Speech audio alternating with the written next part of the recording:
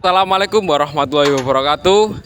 Kami dari kelompok 3 Sempro akan mewawancarai UMKM, bisnis UMKM yang ada di Jalan Raya Tambak Boyo, Tikung, Lamongan. Dan UMKM tersebut yang bernama Dapur Hilya. Sebelum kita mewawancarai, ada baiknya kita perkenalan terlebih dahulu. Jadi perkenalkan, nama saya Ahmad Didi Afandi, NIM saya 047. Saya Dela Rosa Irma Silvia. Saya Andini Mirnayanti. Saya Sela Pramesti Aprilia. Dan saya Ahmad Yazid Al-Bustomi. Oke, tidak terlalu lama-lama, langsung kita masuk ke wawancaranya.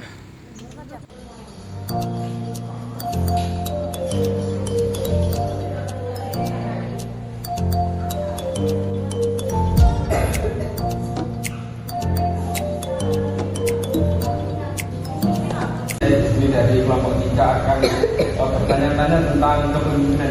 Jadi pertanyaan saya nomor 1 itu begini, seperti apa gaya kepemimpinan ideal menurut Ibu di usaha ini? Saya kepemimpinan ideal menurut saya yang pasti bisa mengayomi anak buah. Tidak terlalu keras dan tidak terlalu lembek. Kalau terlalu keras nanti anak buah menjadi takut, itu gak nyaman. Tidak bisa sharing-sharing, tidak bisa menjadi teman. Dia terlalu lembek nanti diinjak. Karena apa? Notabene pemimpin walaupun seenom, walaupun masih muda, jadi pemimpin itu yang butuh diajeni. Menurut kepemimpinan ideal yang menurut saya itu, prinsip saya tidak terlalu keras dengan anak buah dan tidak terlalu lemah, tidak terlalu lembek, nanti takutnya diinjak seperti itu. Jadi anak buah saya di sini itu menganggap saya itu gak sembah sesungguhnya bisa digawe cerita. Kalau masalah di rumah ya digawe cerita. Aku ini lah. Jadi semua itu bisa diceritakan. Jadi kita itu teman. Walaupun bos dengan anak buah tapi bisa menjadi teman. Jadi saya pimpinan ideal itu di warung saya ini. Seperti itu. Ada lagi? Pertanyaan yang kedua yaitu bagaimana cara Ibu untuk menghadapi konflik ketika menjadi seorang pemimpin? Untuk menghadapi konflik, yang pasti pemimpin harus bisa menjembatani dalam artian seperti ini. Konflik antar pegawai itu mesti ada. Mesti bentuk-bentukan kali ini. Yang pasti selalu saya ingatkan, ini KB itu dulur, KB itu saudara, keluarga. Jikalau ada sesuatu yang mengganjal, notabene tidak harus dengan cara marah-marah, tidak harus dengan cara bentuk-bentukan. Bisa dibicarakan dengan saya. Bagaimana nanti saya menyampaikan dengan anak yang sekiranya itu dianggap itu malas mbak, tekon langsung seperti ini lah. Itu tidak langsung anak yang bermasalah dengan temannya itu langsung komplain ke anaknya, bicarakan dengan saya terlebih dahulu. Karena apa? Di sini saya sebagai pemimpin saya harus bisa menjembatani konflik-konflik yang ada dalam kepemimpinan saya, konflik-konflik yang ada dalam anak buah saya. Ya. Untuk itu biasanya dibuat seri-seri ngomong-ngomong sekiranya apa sih yang membuat si A itu males, apa sih yang membuat si B mau geting si A. Ini ada sesuatu yang saya harus dan wajib untuk menjembatani agar kondisinya clear, tidak ada permasalahan, tidak ada gontok-gontokan, tidak ada pencubuan. Ini pertanyaan terakhir ini. Apa kunci sebuah tim berhasil dalam mengerjakan target kerjanya? Yang pasti kunci keberhasilan itu harus kompak dalam lek siji mergawe yo siji kudu mergawe, lek siji lereng istirahat yo siji kudu istirahat, lek siji istirahat siji mergawe, yang pasti tidak kompak ya itu bisa menjadikan perselisihan. Pokoknya siji HP-an ya sijine kudu HP-an, yang pasti kompak, siji gawe loro yo kudu gawe, siji HP-an loro yo kudu HP-an. Mungkin seperti itu, semoga bisa membantu. Benar kayak gitu ya jawab? Ya, alhamdulillah. Terima kasih Bu.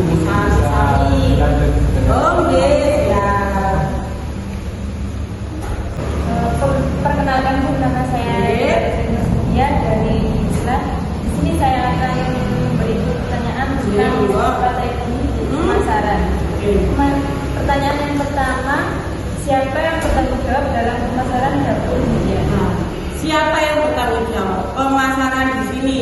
Ya semua saya sebagai pemilik dan suami sebagai pemilik dan yang menjalankan media sosial itu adik saya ya. Yang pasti yang bertanggung jawab terhadap pemasaran tidak berhiliak ini ya saya dan suami. Tetapi di sini pemasaran dalam artian saya dan suami itu hanya sebatas WA saja. Namun itu status WA. Kalau untuk media sosial yang lain seperti Instagram, Facebook, gitu-gitu itu adik saya. Kenapa? Ya memang dari passion saya tidak begitu memahami media sosial ya. Adik saya yang lebih memahami itu. Jadi yang aku di Google Map, di Instagram itu ya intinya pemasarannya itu dari pemilik, dari keluarga sendiri. Selanjutnya ada lagi? Ada selanjutnya. Dua. Apa saja strategi pemasaran yang dilakukan Dapur Hilya saat ini sehingga banyak diminati oleh anak-anak? Oke, strategi pemasaran yang pertama nyponsori ya, disponsor dari apa ya, dari hashtag kita di sini kan harga kantong anak sekolah seperti itu. Sponsorin ya teko anak sekolah, alhamdulillah peminatnya di sini banyak anak sekolah. Dan dari strategi pemasaran yang pertama WA melalui status-status seperti itu, Instagram dan apalagi Facebook ya. Untuk apa itu bagaimana pemasaran itu sebentar ya. Strategi saat ini sehingga banyak diminati lah. Kalau diminati ya mungkin itu hashtag dari harga kantong anak sekolah. Berarti harga kantong anak sekolah ya harganya Mursida ya, murah karena peminatnya banyak. Kalau strategi pemasaran di apa itu HP ya, di WA itu, kalau di media sosial ya Instagram dan Facebook seperti itu. Lanjut. Bagaimana hasil dari strategi pemasaran? Alhamdulillah strategi pemasaran ya sedikit banyak dapat mempengaruhi. Strategi pemasaran tidak hanya dari HP saja ya, kadang dari lambe ketemu lambe, utawa omongan ketemu omongan. Bahkan pelanggan Dapur Hilya ini ya ono sing teko Sukadadi, ono sing teko Turi. Lah itu dari mana kok sampai ngerti mau Dapur Hilya lho? Apa itu nyelempit dengan itu wiri? Dari mana bisa tahu ya? Mungkin dari Instagram, mungkin dari Google Map, mungkin dari status WA samian modelin. Nah, hari ini lah omai sambil belalainya tato Dapur Hilya dituiri wah sambil mulai ketemu Rene ya, laki-laki dari mulut ke mulut, dari Instagram juga dari WA atau dari apa mana Google Map, Facebook dan sebagainya. Mungkin dari seperti itu sehingga Dapur Hilya banyak dikenal sampai ke semoga sampai ke penjuru Lamongan. Amin. Seperti itu. Sabar ya, sami-sami.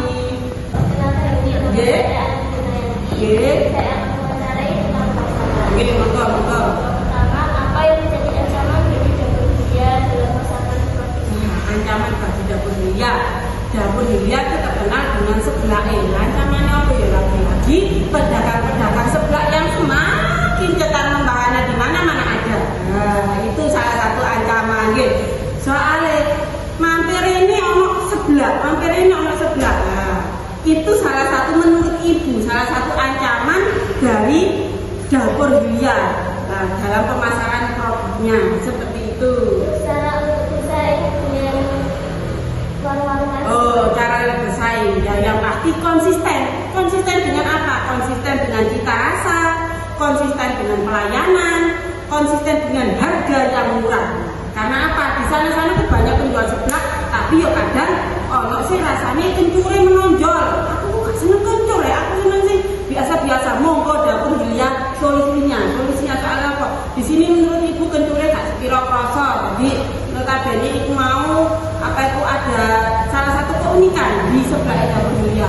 Setelah itu di sana mungkin regane mahal. Di Dapur Hilya 5.000 soalnya seblak, alhamdulillah.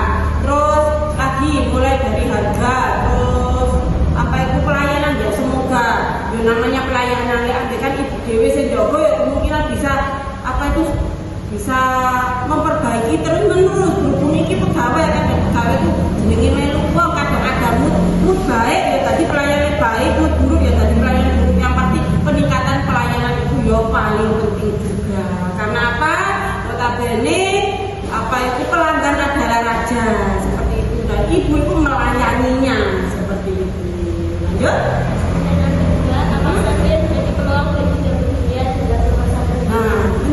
Menjadi peluang dapur Lia. Tahun-tahun ini, tahun-tahun kemarin, beberapa tahun beberapa tahun sampai sekarang di sebelah adalah salah satu makanan favorit remaja. Nandini ono sebelah, tapi Nandini sebelah itu mau yo payu lah. Itu yang menjadi kenapa sih kok sebelah? Nah, karena sebelah itu lagi gandrung-gandrungnya banyak peminatnya remaja-remaja.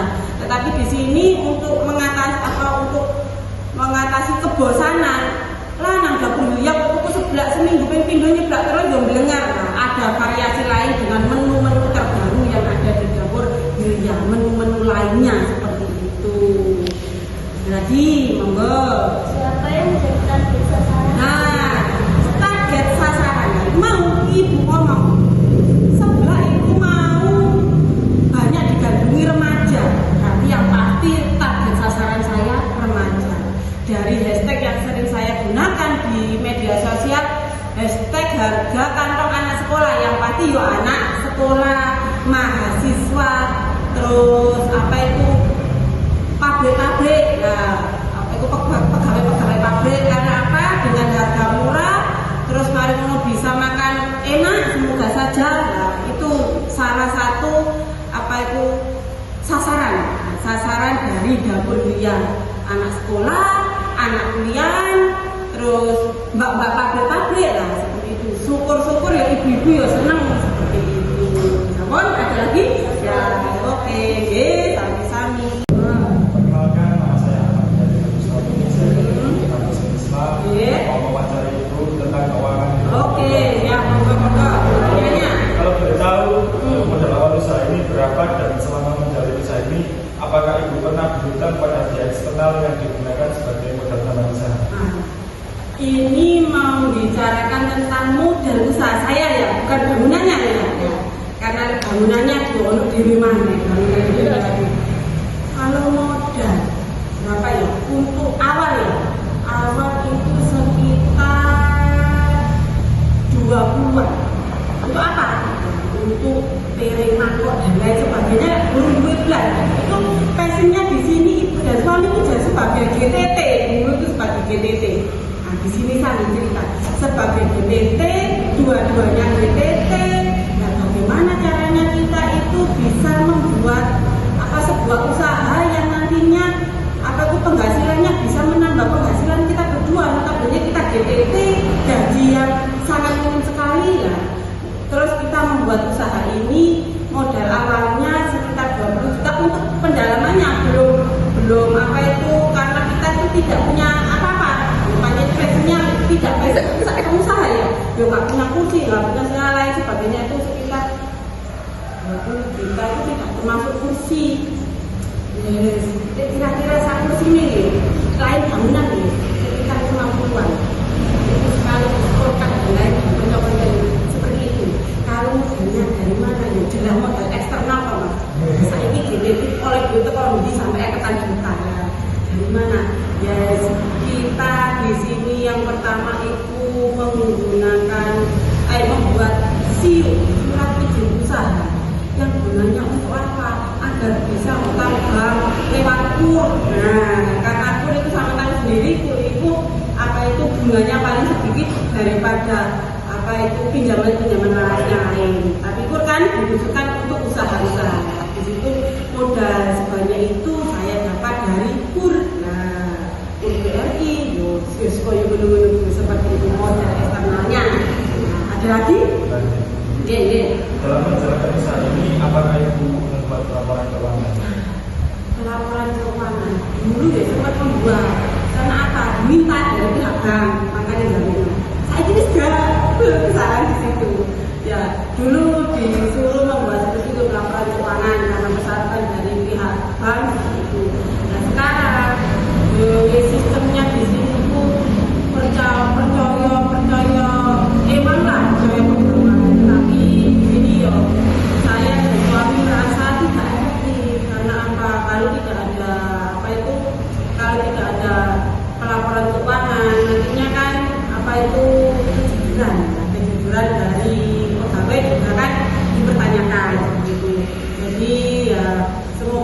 dari apa itu wawancara saya dengan mahasiswa ini membuat saya dan kami bergeget untuk apa? Untuk membuat pelaporan keuangan yang selama ini saya lupakan. Itu. Ada lagi, sudah cukup ini. Pertanyaannya sudah bisa menjawab. Sudah bisa terjawab berarti pertanyaannya. Oke. Selanjutnya. Omset dari usaha ini sebulan kira-kira dapat berapa? Sebulan kira-kira dapat berapa ya? Kalau per hari itu bersihnya itu 300 kalau pas libur kayak ini cuma Sabtu Minggu itu omset bersihnya itu 500 per hari. Berarti berapa itu? Pokoknya sekitar 400-an per harinya. Per harinya 400 berarti 400 dikali 30 hari karena di sini saya tidak ada liburnya ya sekitar seperti itu. Yes, tapi apa yo namanya juga saya itu usaha awalan ya usaha awalan jadi apa itu modal semua itu dari eksternal dari 12 juta itu sama ibu ada 12 juta tapi emang gue nanti kami pakai doakan semoga selalu lancar biar kami dan mari dan besok bisa seneng-seneng dengan hasil usahanya ini seperti itu sudah ada lagi oke sama-sama selanjutnya.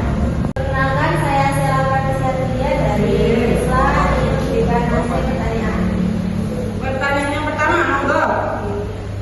Apakah upah yang Anda diterima di dapur Yulia ini sudah sesuai dengan keahlian yang Bukan dijawab. Kalau menurut saya pribadi ya sudah sesuai. Karena di sini maknya ini bagian apa itu mengantar pesanan dan juga membuat minuman. Nah, di sini dalam 1 bulan itu anak-anak itu upahnya kayak masih ini 1.200.000 gitu. Nah, ada lagi mungkin ada lagi yang dipertanyakan. terus apakah Anda merasa nyaman di sini? Nah, monggo nyaman apa buatan ini? Kalau saya pribadi ya Sangat nyaman. Mungkin karena mbaknya barang ya dari hati seperti itu sering memberi insentif dari ngomong ada lagi. Pengalaman apa yang Anda dapatkan selama bekerja di dapur Yulia ini? Nah, ngomong Mas dijawab. Yang dulu di rumah nggak bisa. Nah, bisa apa? Contohnya. Ya, yang dulu rumahnya itu mungkin di rumah nggak tahu orang-orang. Di sini kan diharuskan bisa. Berarti ya pengalaman apa bisa? Cuci piring ya, cuci piring. Selain itu juga diharuskan bisa apa tuh membantu memasak ya. Contohnya karena tidak semua itu yang bagian masak di sini yang bagian masak kan dua, yang bagian masak dua, yang bagian minum dan pengantaran dua, yang satunya itu freelance jadinya kerjanya cuma Sabtu Minggu saja. Jadi kalau di minuman sudah beres ya, makanya ini bisa membantu di bagian masak juga. Jadi pengalaman yang di rumah nggak tahu masak jadi di sini yo bisa nggak bisa diwajibkan harus bisa membantu seperti itu. Terus pertanyaan yang terakhir, apakah upah yang Anda dapatkan cukup untuk memenuhi kebutuhan Anda? Teman, kalau sudah sehari sih ya sudah?